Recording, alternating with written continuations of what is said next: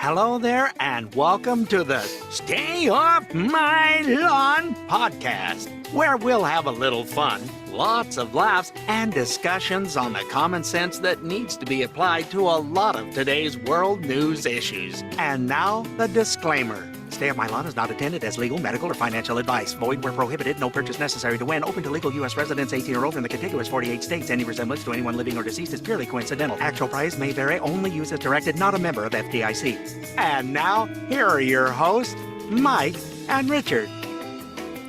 Well, Wait a minute. We're giving out prizes? I didn't know anything about that. I mean, yeah, you can't sue us if it doesn't fit. That's all I'm saying. If you, anyway, I always forget to do this. Our email address, and your love, your hate, your death threats, we just think you're ugly. You can send it to soml@duck.com. We love all of it. Right here. And don't forget, you can call us and leave a message if you would like to do that too. I have those things down there for your viewing pleasure every time we do the email. That's right. It's in there. 706-383-9003, or as some of the kids call it. Number again for no one standing by is 706-383-9003. Steve sometimes answers, but normally he just lets it ring. Well, so. Good luck in understanding. All right. Yeah. Yes, you are a little difficult to understand, Steve. Sorry. Gee, Christmas. Well, you're working on it, but it isn't showing. But we appreciate you being here. His diction is terrible. I'd rather listen to Tom Homan, I think, and that's where I love Tom Homan, but goodness gracious, take some diction classes. Anyway, it is welcome to this week's episode of Stay Off My Lawn. It is June 30th, 2026, and this is episode number 169. And this is the America's 250th birthday special. Yes, it is America 250, since that is this Saturday, July 4th, but we do have It's on the 4th again? It's on the 4th again. It's on the 4th almost every year. I think if you're on a leap year, it's on the 26th, but I mean, we'll have to... So our founders were working on a holiday? I think they were working up until I think they took the rest of the afternoon off once everybody done.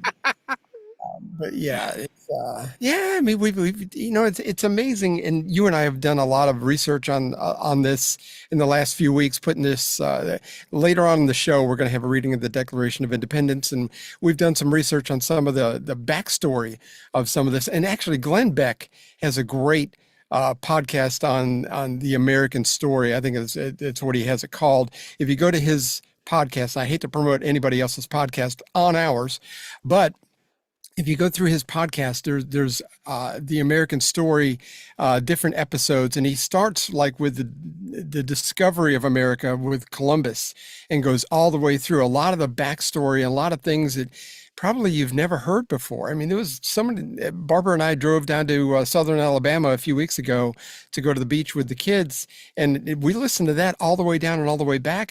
Because it's like, it's so great. It's all in order to where you from one thing to the next, how everything builds upon each other, how we got to where we are today.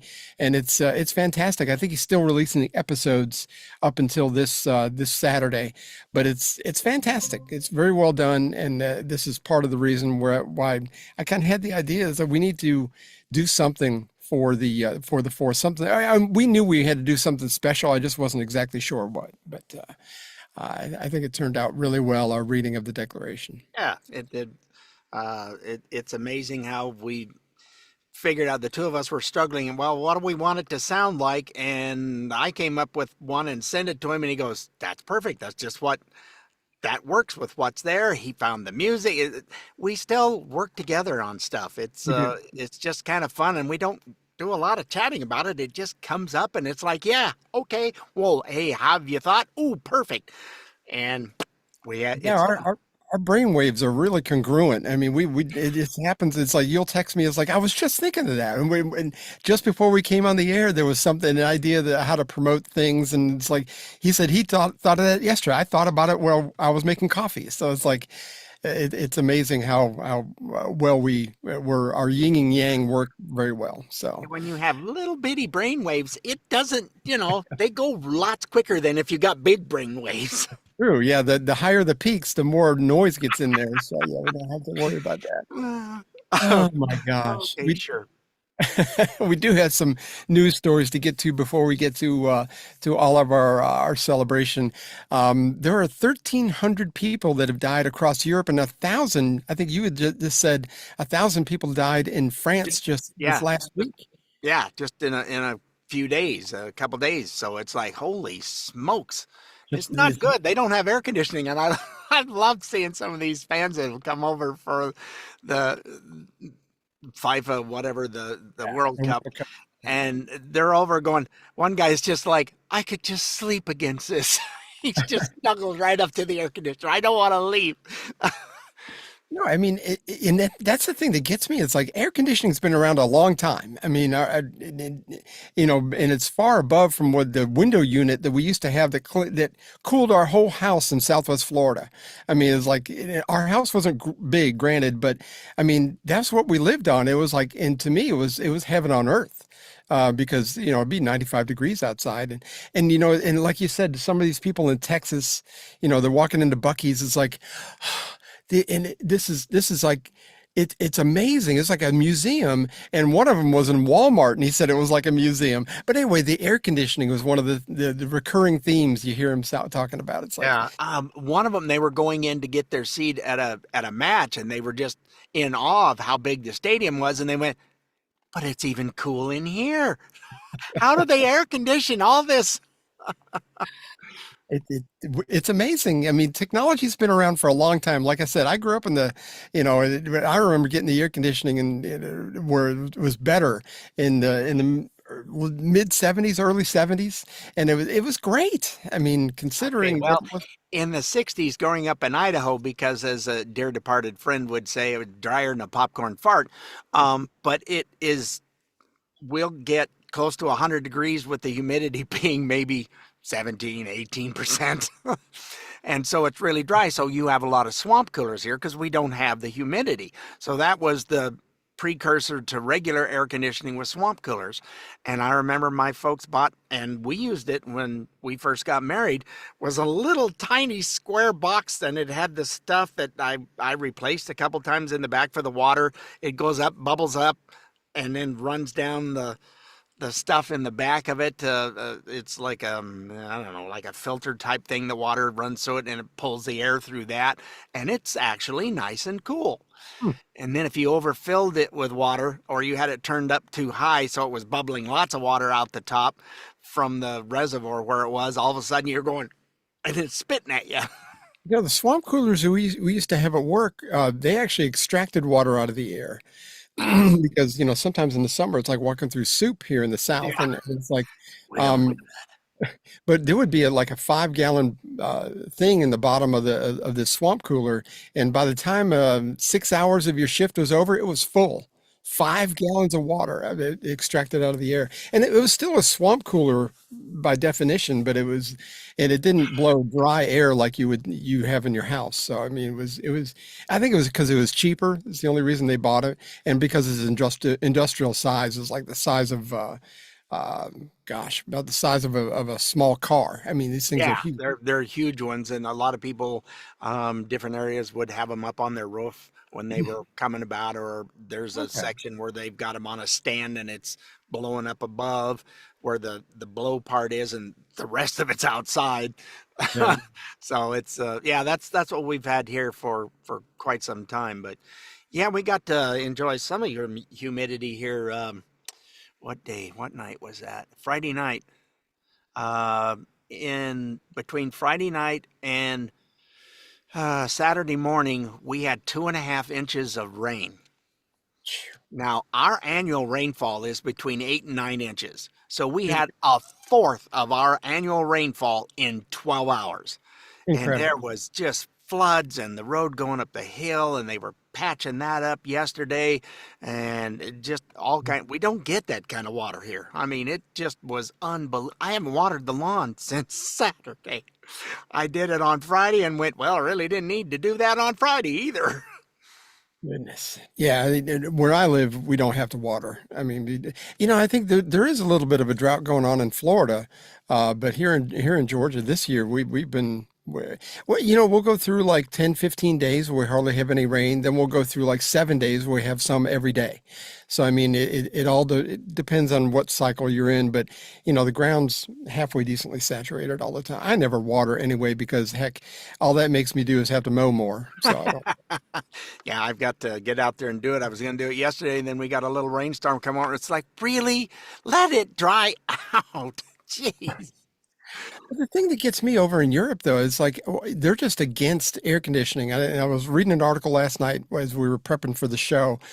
They were saying that in Germany specifically and in the UK, they don't like it because the aesthetics of the building. You got this thing hanging out of a window. They don't build them in like we do here. We have central heat and air. Every building here in the South has central air conditioning. It's just a big unit that sits outside. Or a heat pump is what we have, and it has air conditioning with it. But it's like they just don't want the noise, they don't want the aesthetic, they don't, and plus they believe that it's they're still buying into this whole climate change. If you're in government, a lot of the people I saw that there was fist fights going on in department stores in France over the last few air conditioning units that they were selling. I mean, they were like, because it was like 40.9 degrees the other day. Was that 107, 106 Something degrees? like that. Yeah, I saw one day it said 104, and I'm going, oh, Yeah. for Europe, that's really hot. And maybe it's 104, but it's anything over 100. I mean, and I would imagine France is not necessarily dry. I would imagine that's pretty humid. I think most of Europe has got some humidity to it. So, but anyway, I read a stat and I heard a stat the other day where they said 50,000 people a year die in Europe from the heat. And the updated stat that I read on several different news sites last night said it's over 175,000 people die annually in Europe because of the heat. To me, that's just like it's so avoidable. This technology is not that expensive, and it's available. They're just so bought in. They think air conditioning is one of the big contributors to climate change. I guess because they had their hand on the outside of it and they could feel the heat being thrown off it. Well, we're just contributing to climate change. It's like, If the heat coming off of an AC unit is usually less than how hot it is outside. absolutely, absolutely.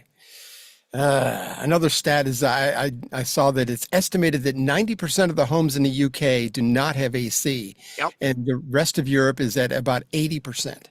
And I think that's mostly because of Spain, because Spain they get heat waves. They get several heat waves a year. So I would imagine, and that's just my speculation, but I would imagine Spain probably and Greece doesn't even have a lot of air conditioning. It's just anyway, they've bought into this whole climate change thing, and they're still saying it. They're blaming America. Now, why not? We're convenient.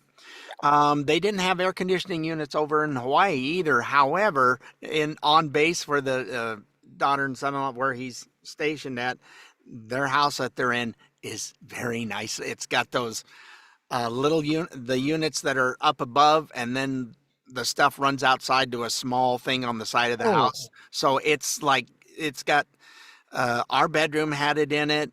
Theirs did. I don't remember if the boys did or not. It might have. And then there was one main one downstairs, and that was it. They had like 3 or 4 of those units, and boy, it made it really nice because we could turn our bedroom into a morgue. yeah.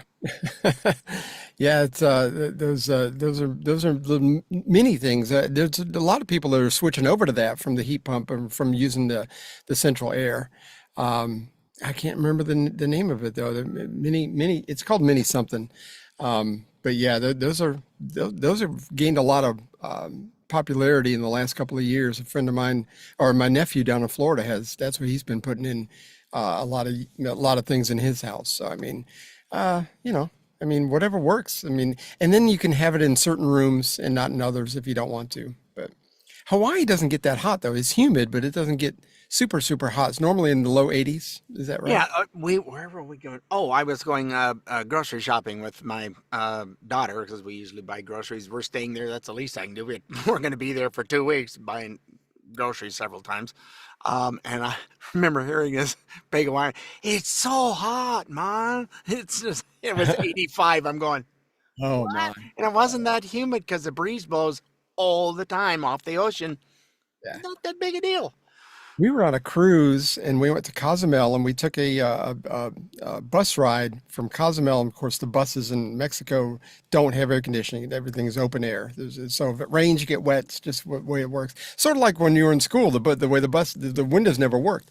But anyway, we would be driving, but the leader of our tour, it was about 85 degrees. We always went in February. February, the weather is just perfect in the Caribbean normally. But he had a long sleeve, one of the thinner long sleeve shirts on.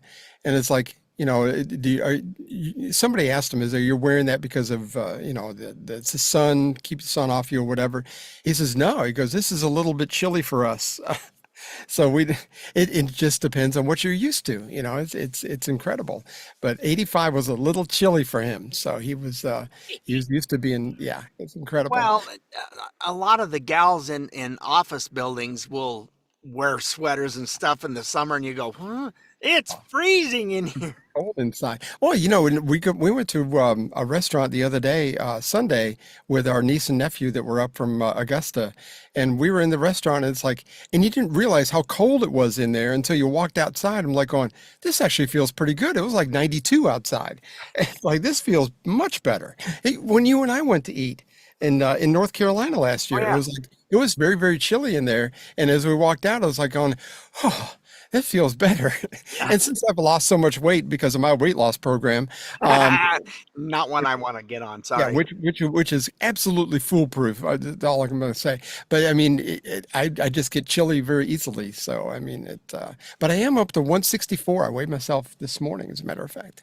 So that's a positive thing. I was 159 just over a week ago. So things are moving on up. Anyway, in Germany, there is a place called the German Environmental Ministry, which has a warning against AC use, which is, they've said this all over the country.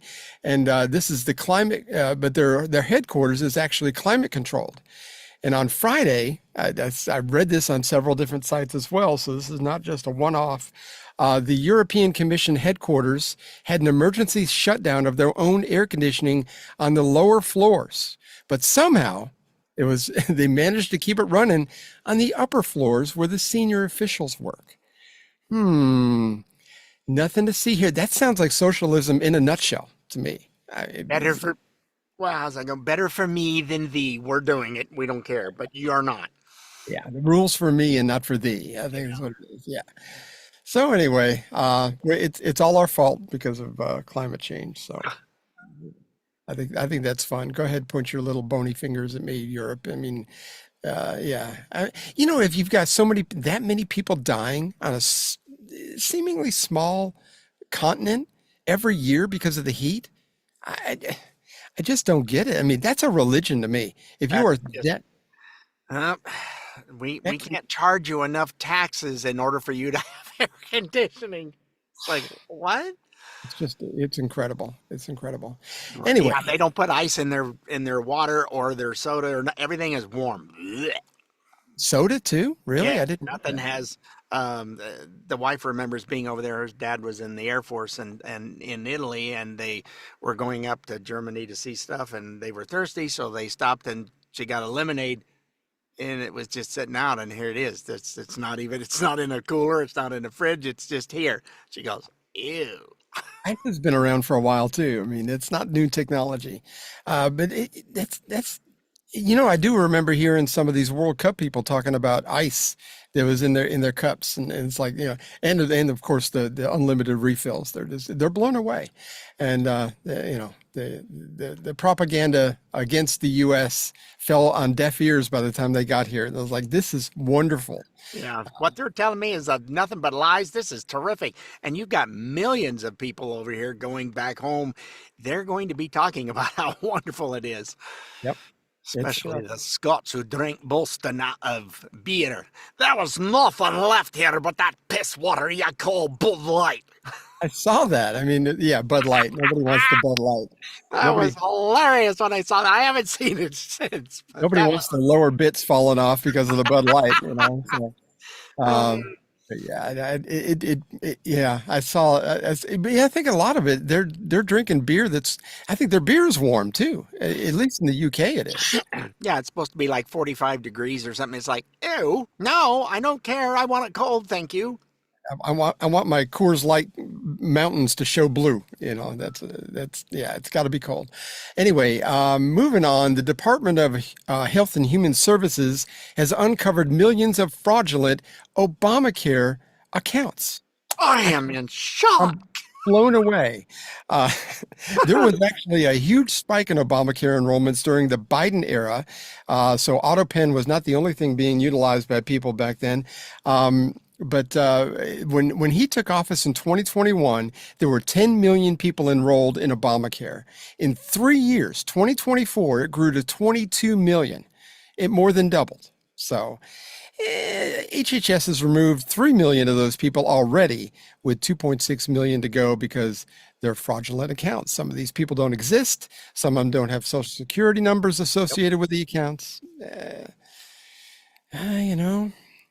Supposedly, the big spike in the enrollment was because they stopped, under President AutoPen now, they stopped checking eligibility, which caused an increase in people lying about their income levels in order to qualify.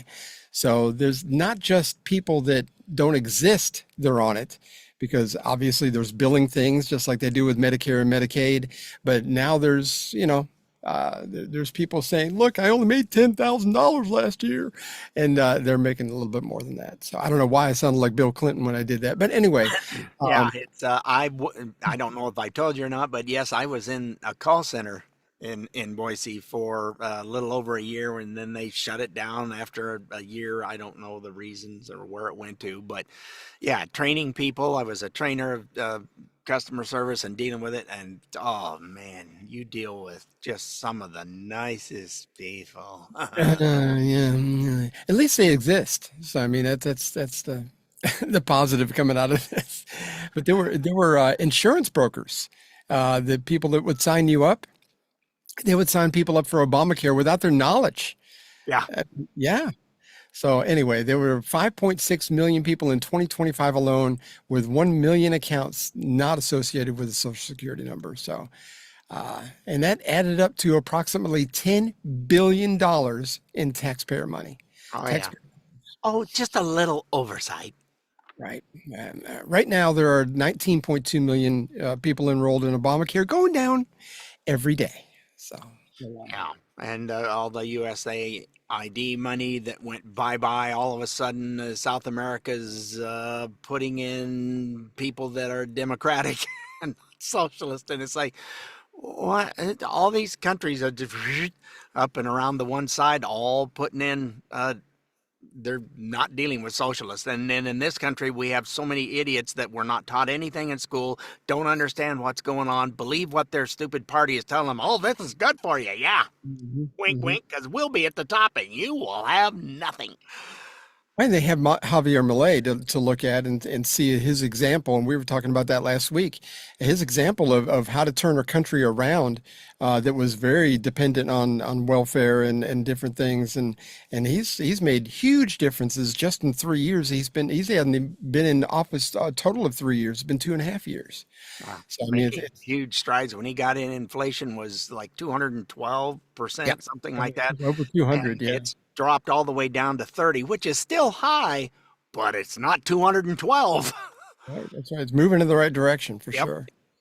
So, and speaking of people that don't have any education from high school or whatever, that understand the difference between a socialist and capitalist and the different societies and how they're run, we've been noticing a trend that the Democratic Socialists of America have been winning a lot of primaries across the country in different places. Maybe not everywhere, but in certain pockets. Of heavy blue stuff where they just will, okay, there's a D behind their name. Okay.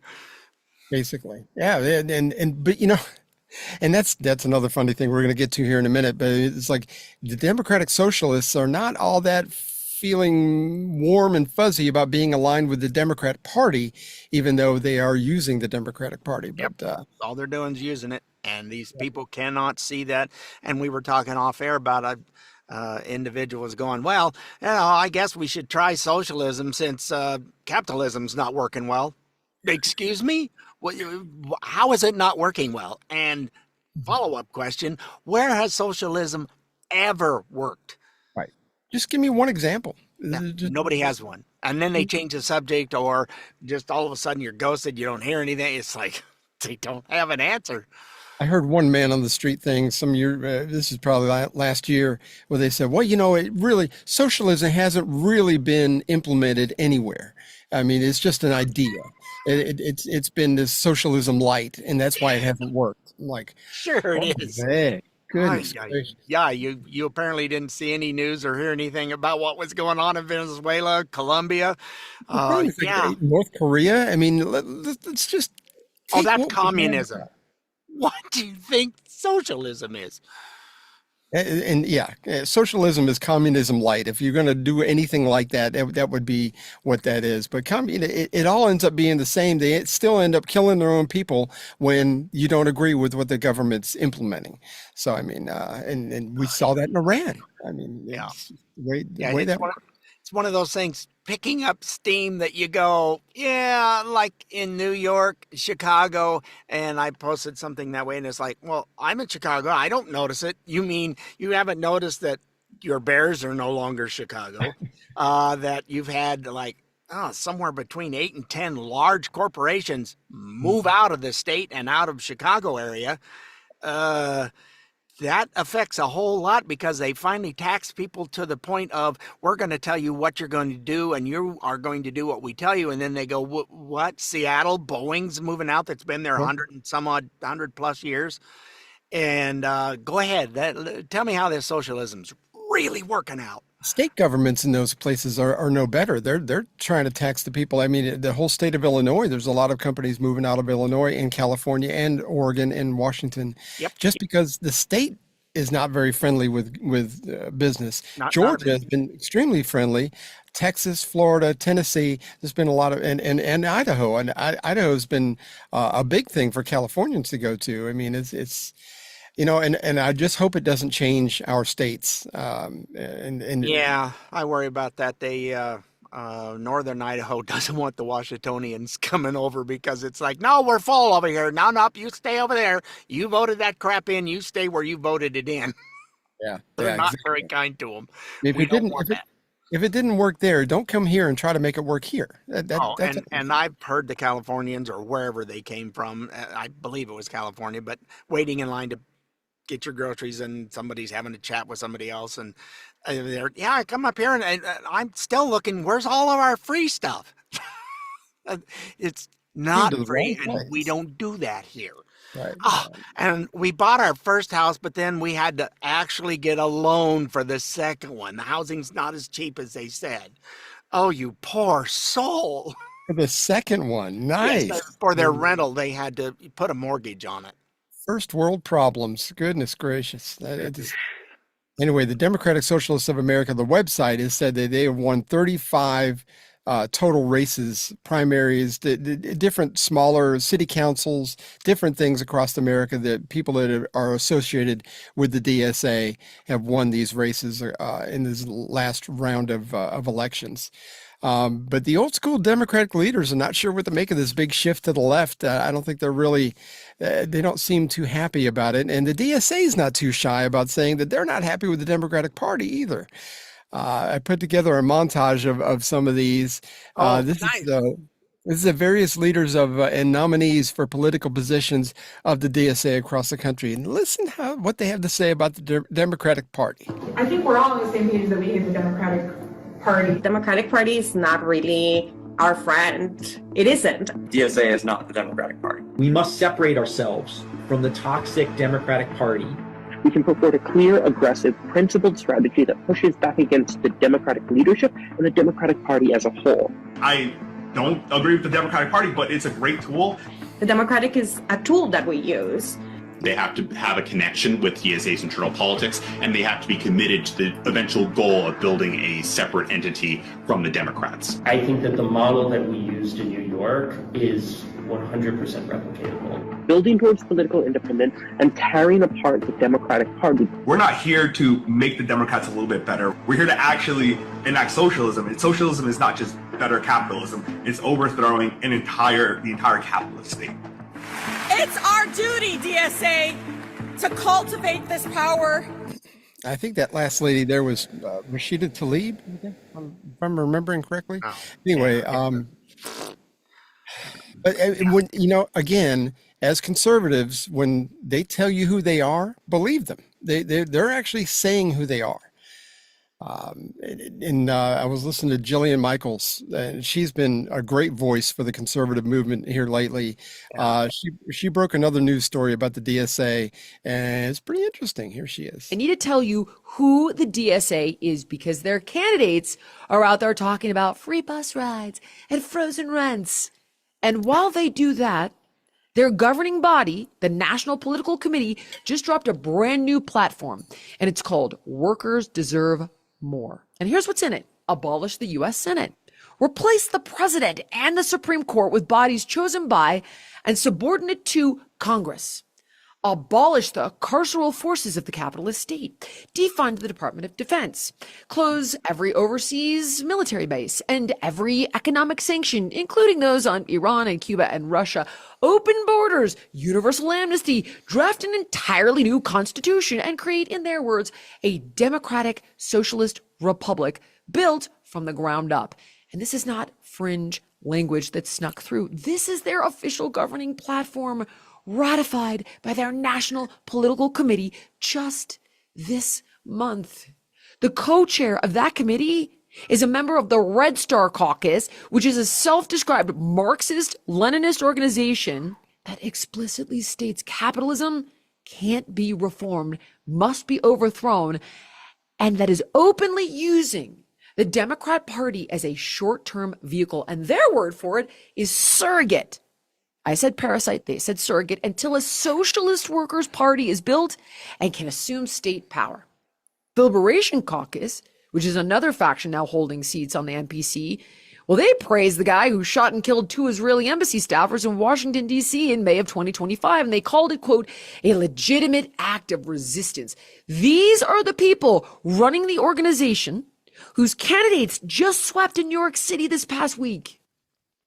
So all I could think of, and then they use the word tool in the other, the Democratic Party as a tool. But when they said that, I forgot what the phrase was, but all I could think of was the Bolshevik Revolution. Workers unite. Remember you see the signs and everything. It's the same playbook. We're seeing the same thing. But these people, a lot of them are in their 30s and stuff, and they were never taught anything about capitalism or about how America struggled to become a nation and all that kind of stuff. So they're just sucking this all up hook, line, and sinker, just like the dumb people in Venezuela that went, it didn't take long for us to go, wait a minute, whoa. No, it wasn't. It was like 30 years. And all of a sudden they woke up. But I don't know. By the time, it's like you can vote yourself into socialism, but you can't vote yourself out because it's very difficult to do so. And the only thing democratic in the Democratic Socialist of America's party is the word democratic, because they are not. They're already telling you, we're getting rid of this, we're getting rid of that, we're not going to have that, we're going to do this, and your electoral college, which people do not understand how that works. Oh, it's so frustrating. People in Congress don't know how it works. I know.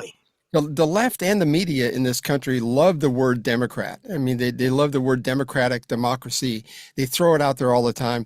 Democracy is really never mentioned in our founding documents at all. Nope. As a matter of fact, Benjamin Franklin was he was very against having that anywhere in the Constitution and the whole thing, because democracy, he was against democracy as far as a governmental system. I mean, I give the Greeks all the credit in the world for the idea, but it's been improved upon 250 years ago with the representative republic we have here in a democratic way as far as elections go. So, I mean, we took part of it, but again, you have to know history and to even understand what you and I are just now talking about.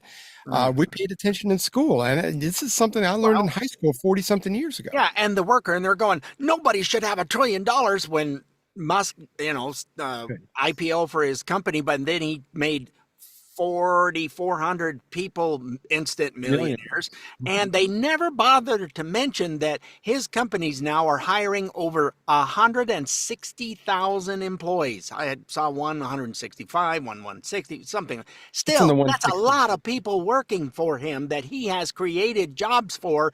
Nobody else is. Socialism doesn't create jobs for other people. I worked for a Fortune 500 company, and there was a lot of money being moved around in the upper echelons. All I knew is I was able to pay my bills, and it kept me working every week, and it treated me well. Why would you? Again, because if you don't understand capitalism, you buy into this whole class warfare thing, and it's just it's a toxic thing to buy into. Well, Margaret Thatcher said if socialism is just eventually you're going to run out of other people's money. Well, look what's happening in California. They're running out of other people's money. They can't pay their bills. They are like $115 billion in debt now. Yeah. It's ridiculous. And then you've got my dear friend in England, during World War II. Come on, help me out. All of a sudden, my brain. Winston Churchill. Thank you. The name did not come out of my mouth. He had some great quotes about taxation back in 1901. Socialism is like standing in a bucket and trying to lift yourself up by the bail. It doesn't work. I actually had that quote written down. I deleted it, but I had that quote written down. Again, we're on the same page. Yep. Yeah, that's one of my favorite. And this is, both of those are coming from England, and both of them are ignoring their former leaders. That their current leaders are ignoring their former leaders and they're trying so, and it's not going well. And Ireland is not tolerating it at all. Oh, I saw they're blocking traffic, and they're doing all kinds of stuff. Yeah, they're fighting mad and have had enough. They burnt down hotels where they were putting the people up, and a lot of them said, we're not wanted here. We're leaving. They got no problem with it. Now, it started in Northern Ireland, but I think which is actually part of the UK, but I think in Ireland also, because they're independent. In Dublin, they were doing stuff. In Dublin, they were doing stuff. Yeah, there were tractors blocking the highway.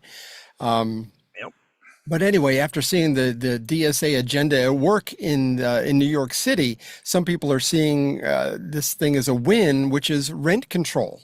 Have you seen this whole thing? All right, I call it rent control because that's what it used to be called back in the 70s. I remember reading about it. It doesn't work, and yes, that's what they're trying to do. Yeah.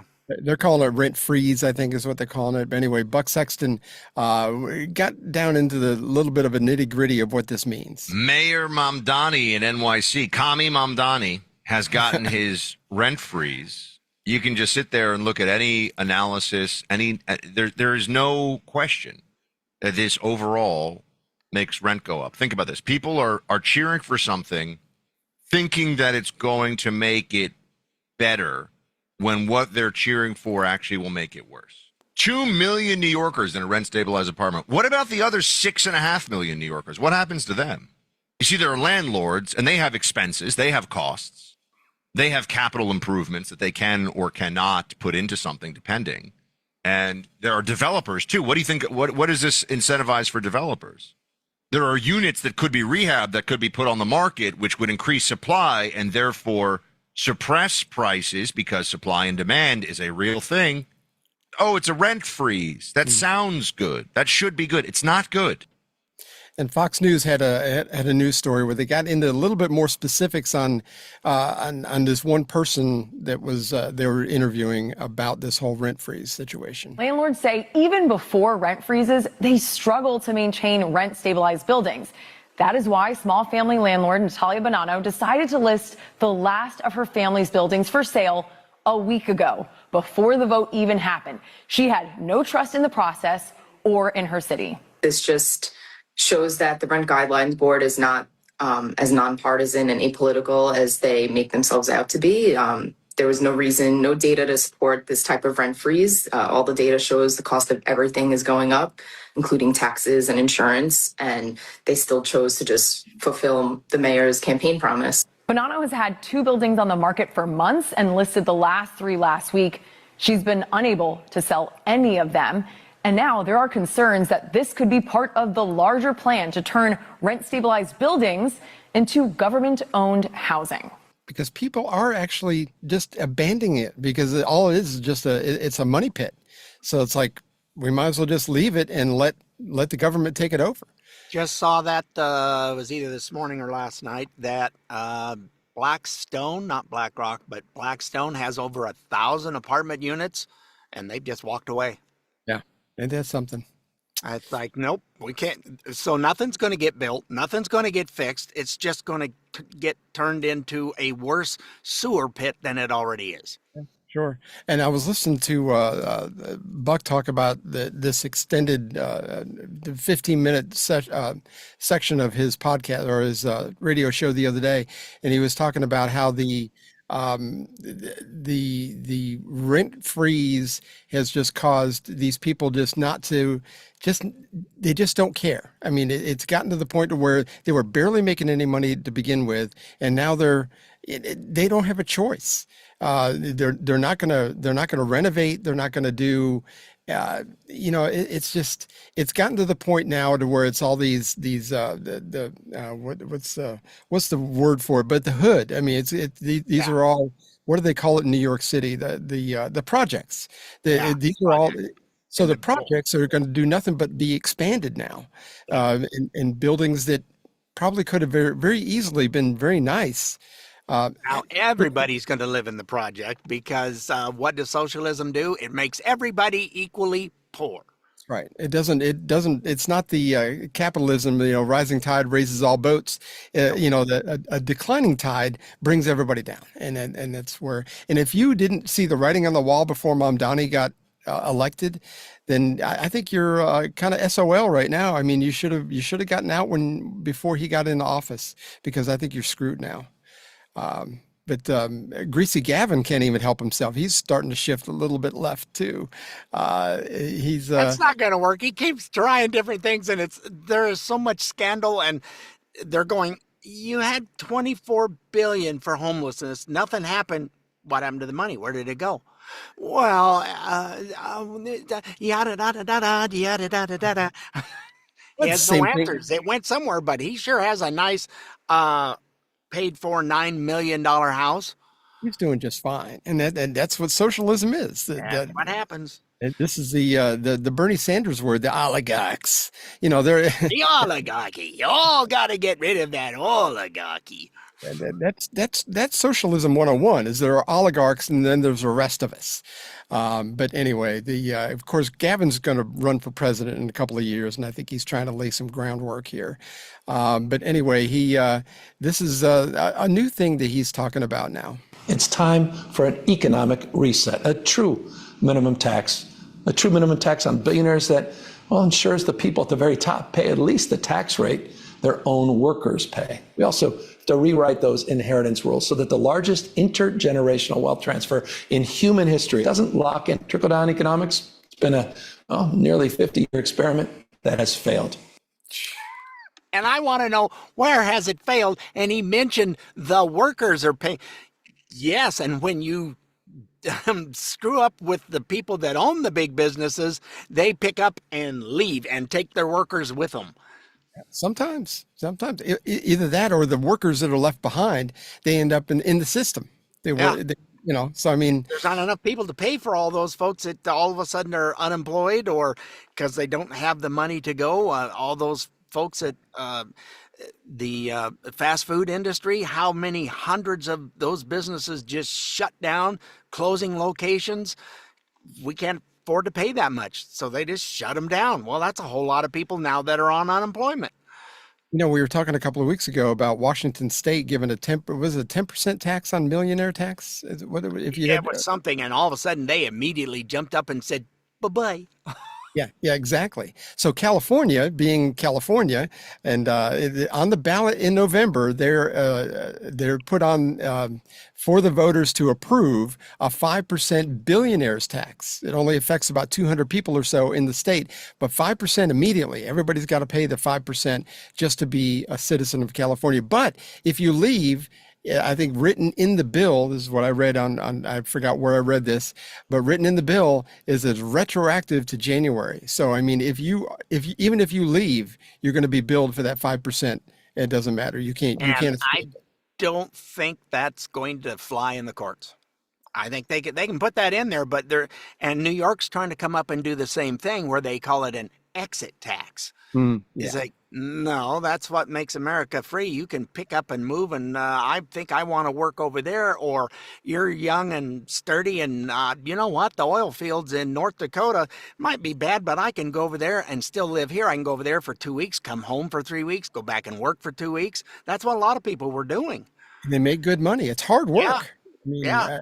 It's not easy, but you can still live in the house you have, and you go over there and just live in a big like bunkhouse type thing. That's what a lot of them do, and their money all gets home, and they're working long 12 14-hour days every day, 7 days a week for 2 solid straight weeks, 2.5 weeks. Then they get a week sometimes. off. They get to go Oh, home. they get more than a week. They'll get 2.5 3 weeks off. Is it that long? Yeah. So then they'll come back home, they get to be with their family, and then they're gone again for another couple weeks. So it's hey, you want to do that, you can do that. Move and go where you want. Exactly. Anyway, in celebration of the 250th birthday of America, there's a lot of cities that are putting on. We've got some huge displays around here in Georgia because we still love our country. But in some parts of the country, they've canceled the 4th of July activities. Now, totally, and Richard and I were talking about this off the air, I totally get it. If you've got wildfire situations, you've got low humidity, you've got heat wave, you got drought. I totally get it. I mean, safety issues, I totally understand. But some places are saying because of safety and budget constraints, they don't have enough police to handle crowds this large or whatever. But some in California, they've actually said it's because of ice activity that they're afraid of during these events. Los Angeles County, specifically, Bell Gardens, Esparto, and Whittier, California, have all said openly it's because of this. Okay. Tell me you love America, but you don't really love America. Yeah, you want to make things better. Well, yeah, we went way past a break there. Did we? We did. We're gonna do a break right now, and this is actually a taste of what we're going to be doing for our palate cleanser for the rest of the year for our 250th. This is a guy in Texas. It's a broadcaster friend of mine just northwest of Waco. That I don't know whether it's a local guy that came in and recorded these, but this is all about Americana. They're only about 2.5 minutes long, but it's different things Americana. Of course, this week it's about the Declaration of Independence. So I think you're going to like this. So here we go. Stay tuned. More of the Stay Off My Lawn podcast is coming up. Most people think of the Declaration of Independence as a document, a piece of paper, something framed on a wall in a museum. But on a late summer morning in Philadelphia, it was something else entirely. It was a death warrant. The Declaration was adopted on July 4th, but most delegates didn't actually put pen to parchment until August the 2nd, 1776, and on that morning, every man who walked up to the table and picked up the quill knew exactly what he was doing. They weren't signing a petition. They weren't casting a vote. They were committing high treason against the most powerful empire on the planet, and the punishment for treason was hanging. Benjamin Franklin, never short on words, reportedly looked around the room and said, "We must all hang together, gentlemen, or most assuredly, we will all hang separately." The room laughed, but nobody put down their quill. 56 men signed that document, and the British made them pay for it. 12 had their homes burned to the ground. 5 were captured and tortured as traitors. 9 died during the war from battle and hardship and from cost of the fight they started. Carter Braxton of Virginia spent his entire personal fortune funding the revolution and died nearly broke. Thomas Nelson Jr.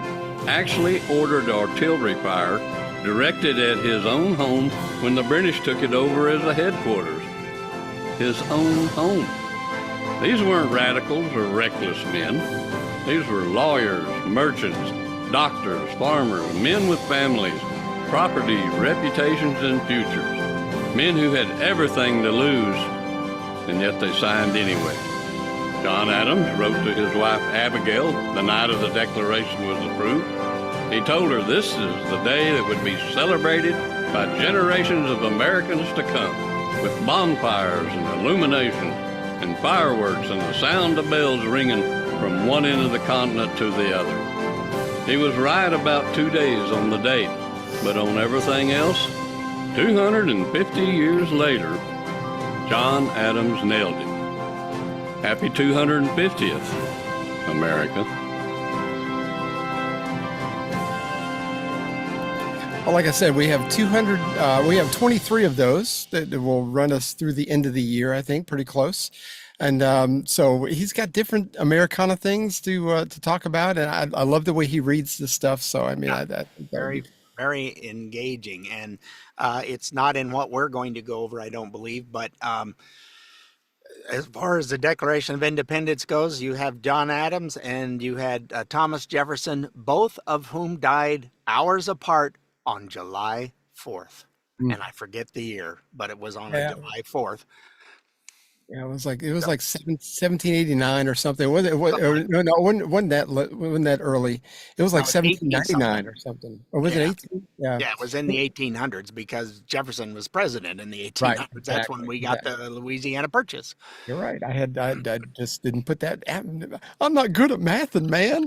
But this is they all were both in their well into their 80s. So, yeah, I cannot remember that. I just remember that fact was rather interesting. That's a long life for back then. I mean, people it didn't was live that forever. long. Benjamin Franklin, I think, was in his 90s when he passed.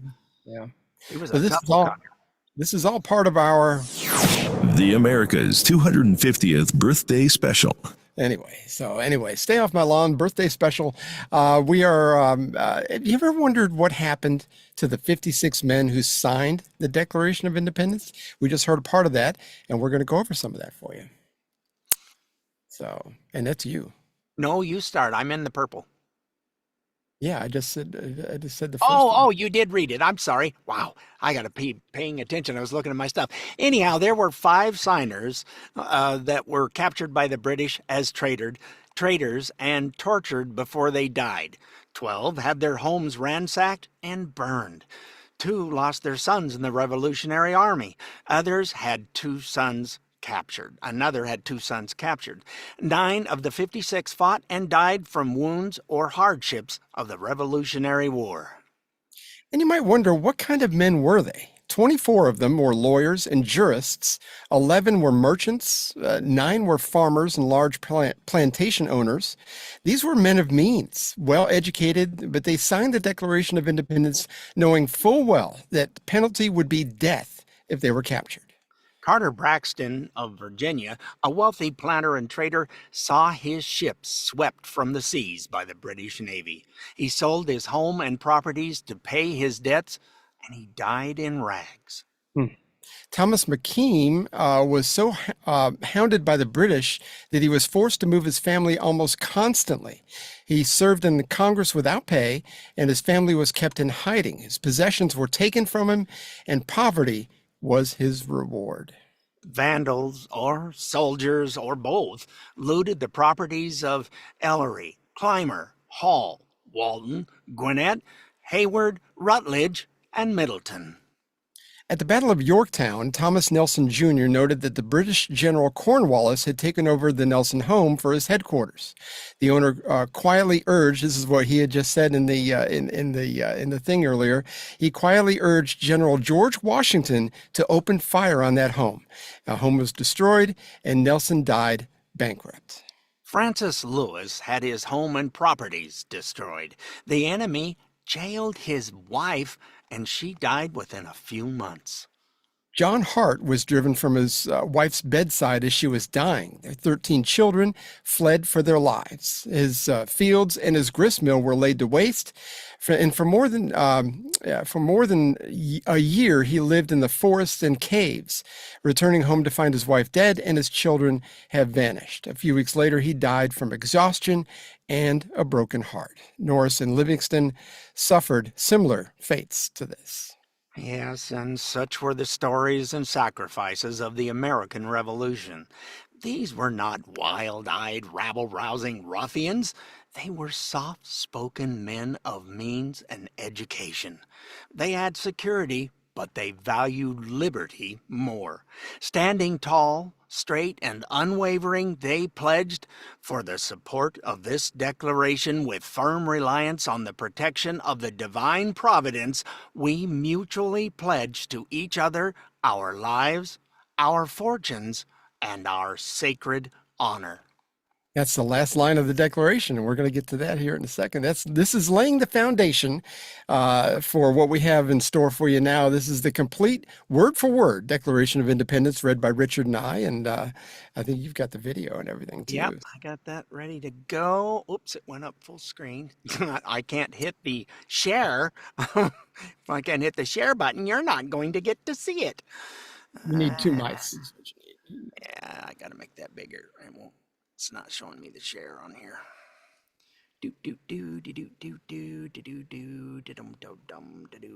I did this earlier, and now, oh, there it is. It's way up at the. They move things around on this, and it's right. It used to be just click and you're done. No more. We'll fix it in post. Yeah, just like we did last week. Yeah. Sure, we will.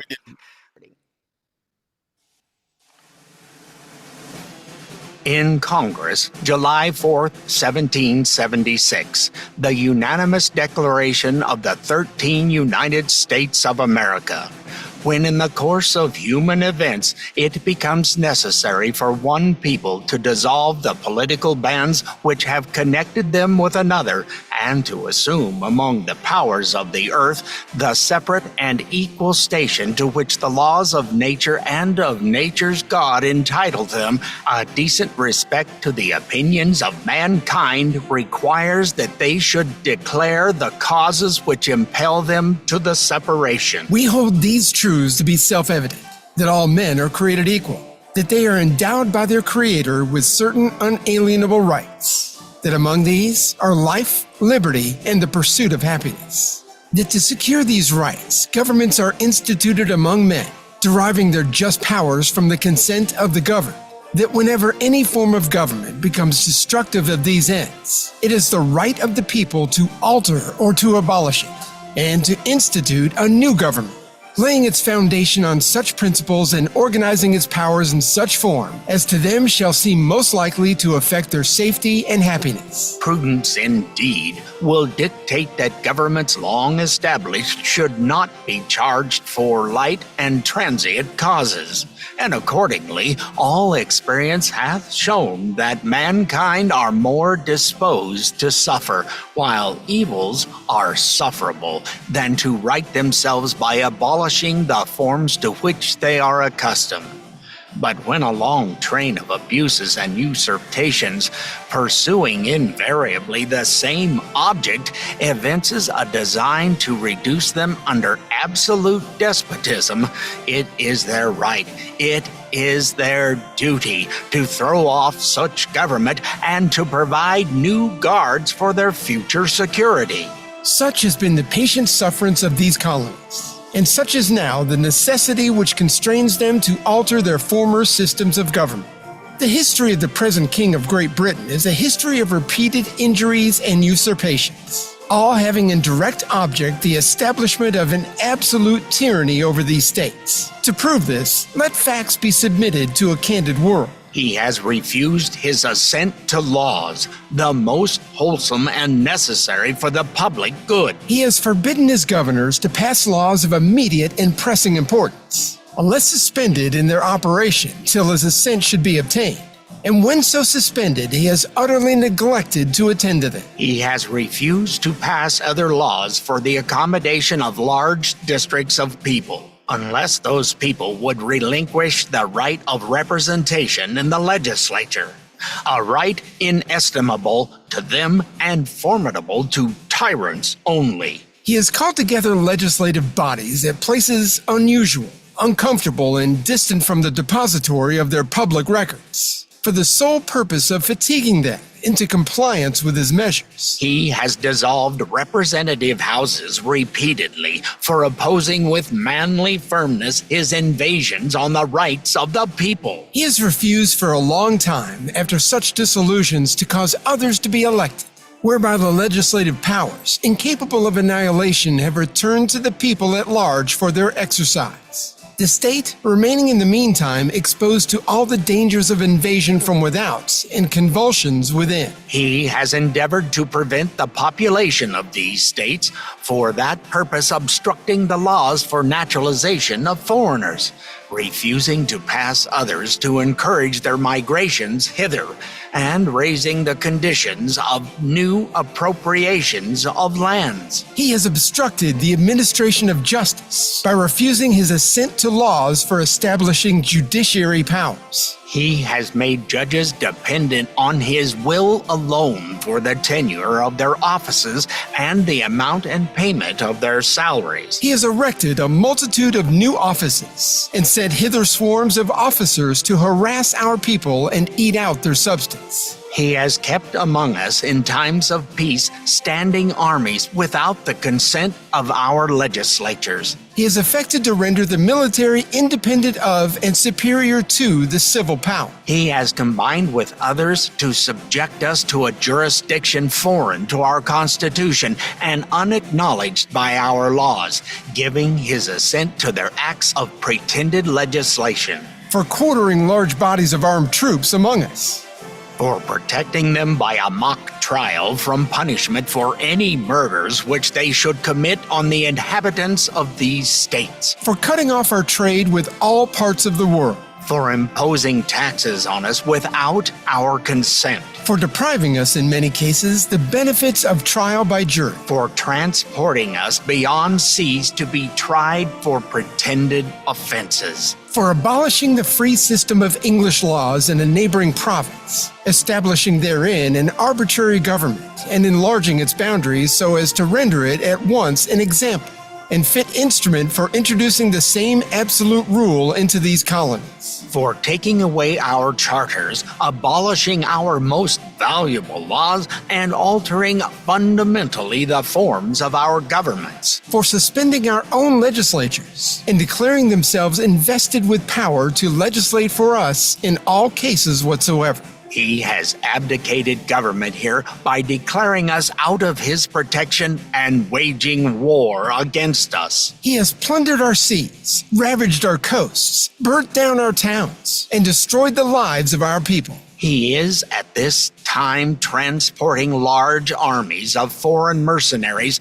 to complete the works of death, desolation, and tyranny, already begun with circumstances of cruelty and perfidy scarcely paralleled in the most barbarous ages, and totally unworthy the head of a civilized nation. He has constrained our fellow citizens taken captive on the high seas to bear arms against their country, to become the executioners of their friends and brethren, or to fall themselves by their hands. He has excited domestic insurrections amongst us, and has endeavored to bring on the inhabitants of our frontiers, the merciless Indian savages, whose known rule of warfare is an undistinguished destruction of all ages, sexes, and conditions. In every stage of these oppressions, we have petitioned for redress in the most humble terms. Our repeated petitions have been answered only by repeated injury. A prince whose character is thus marked by every act which may define a tyrant is unfit to be the ruler of a free people. nor have we been wanting in attentions to our British brethren. We have warned them from time to time of attempts by their legislature to extend an unwarrantable jurisdiction over us. We have reminded them of the circumstances of our immigration and settlement here. We have appealed to their native justice and magnanimity, and we have conjured them by the ties of our common kindred to disavow these usurpations, which would inevitably interrupt our connections and correspondence. They too have been deaf to the voice of justice and consanguinity. We must therefore acquiesce in the necessity which denounces our separation and hold them, as we hold the rest of mankind, enemies in war, in peace, friends. We, therefore, the representatives of the United States of America in General Congress, assembled, appealing to the Supreme Judge of the world for the rectitude of our intentions, do, in the name and by the authority of the good people of these colonies, solemnly publish and declare that these united colonies are, and of right, ought to be free and independent states. That they are absolved from all allegiance to the British Crown, and that all political connection between them and the state of Great Britain is and ought to be totally dissolved, and that as free and independent states, they have full power to levy war, conclude peace, contract alliances, establish commerce, and to do all other acts and things which independent states may of right do. And for the support of this declaration, with a firm reliance on the protection of the divine providence, we mutually pledge to each other our lives, our fortunes, and our sacred honor. Wow. The ultimate Dear John letter is what I'm thinking. Yeah. And a lot of people don't know who the they or him is. That's good old King George. King George the Third. That's right. He was a nasty son of a gun. So not a pleasant individual, and the people that he hired to be his generals and they just did what they wanted and took care of people how they wanted to get rid of somebody and tortured them and just had a grand old time doing it. Oh yeah, and then there were some that came over here. I read some of these stories in this whole in Lexington and Concord, and some of the soldiers were like, "Yeah, I can't do this." I read a story, and I meant to write down the specifics, and I wanted to get the guy's name right, but I didn't have time to write it down. But there was a guy that lived in Concord, which was the next town. Everything that shot her around the world was in Lexington. They moved to Concord, and there was a second town they went to, and there was an 80-year-old guy that lived in his house that came out and saw the redcoats coming, came out, and he killed off a couple of these guys, and 80 years old. He got shot in the face with a musket, stabbed 13 times with bayonets, and was left in a pool of blood. This is like in the middle of winter during this whole Revolutionary War. This was cold weather anyway, and they got him to the doctor, and the doctor says, he's going to die, so they sent him home to let him die. He lived another 18 years. Yeah, this guy. I mean, they just don't make men like that anymore. I am not 1/5 of that man right there. I mean, that is just one heck of a guy, and it is. I want to get his name. I'll have his name next week for him. I've heard that one too, and that's the thing with all of these lefties is, it's just a bunch of privileged white guys. No, that's not what it was. Some of them had money, but by the time the war was over, not many of them had anything left. It was unusual to even have a home left to go to. So, you think that it's just the same as it is today with the nice accoutrement? No, it was nowhere close to what we've got. Certainly no air conditioning. Yeah. I'll give you that. But I mean, I think that and we read through all 56. Richard and I did on doing our research and everything. But it's like none of them died, living a lap of luxury. I mean, none of them died better off or even as good as they were before they signed the Declaration of Independence.